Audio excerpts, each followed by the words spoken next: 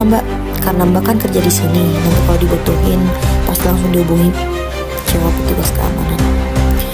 Mendengar jawaban itu, Tantri langsung bergegas pulang karena sudah larut dan takut gak ada angkot. Maklum, pada masa itu belum ada transportasi online. Sepanjang jalan, Tantri pun tidak memikirkan hal itu lagi. Dia hanya berdoa mudah-mudahan anak itu segera bertemu dengan orang tuanya.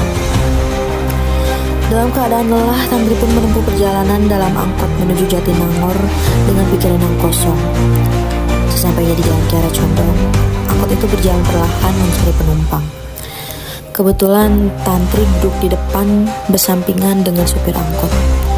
Dia melihat ke jalan dari arah kejauhan. Di pinggir jalan terlihat ada bapak-bapak yang sudah tampak tua menggandeng seorang anak perempuan, mungkin anaknya.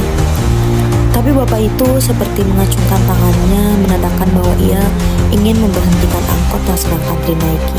Tantri pun berkata kepada pak supir, Pak, itu ada yang mau naik, Pak," kata Tantri mencoba memberitahu supir itu. "Mana, Neng? Gak ada siapa-siapa dari tadi," jawab supir angkot tersebut. "Loh, itu Pak, ada bapak-bapak sama anak perempuannya itu," ujar Tantri. Supir pun memberhentikan angkotnya dan melihat dari spion tengah ke kiri. Lalu dia pun menjawab Tantri. "Orang gak ada siapa-siapa, Neng," jawabnya. Tantri pun mengeluarkan kepalanya lewat jendela, berharap bisa melihat bapak tua tadi dengan anaknya. Dan ternyata benar, tidak ada siapa-siapa. "Ah, si Neng lamun ini, capek ya," ujar supir itu. Tantri pun hanya tersenyum malu, mungkin betul dia salah lihat. Tibalah angkot itu di perempatan Kiara Condong Bypass Soekarno-Hatta. Setelah belok untuk menuju bypass dari kejauhan, Tantri melihat lagi bapak itu dengan anak yang sama dan pose yang sama. "Nah, itu Pak," seru Tantri kepada sopir angkot dengan nada takut dan panik karena kembali melihat sosok yang sama persis. "Apa, Neng? Mau turun di sini atau apa?" tanya sopir itu. Tantri pun melihat supir dan berpikir supir ini tidak bisa melihat lagi apa yang ia lihat.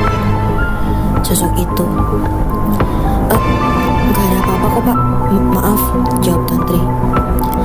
Tantri pun diliputi rasa takut yang hebat. Siapa sosok itu? Kok anaknya seperti aku pernah lihat ya? Pikir Tantri. Tiba-tiba pikirannya pun tertuju kepada anak yang ia temui di toilet di tempat kerjanya. "Oh bener, anak yang malah hilang itu. Iya, anak itu aku yakin," pikir Tantri dalam hati. Tantri hanya bisa menundukkan kepalanya untuk berdoa sebisa mungkin. Tak lama angkot itu pun sampai di bundaran Cibiru. Jalanan nampak sepi, hanya ada sesekali kendaraan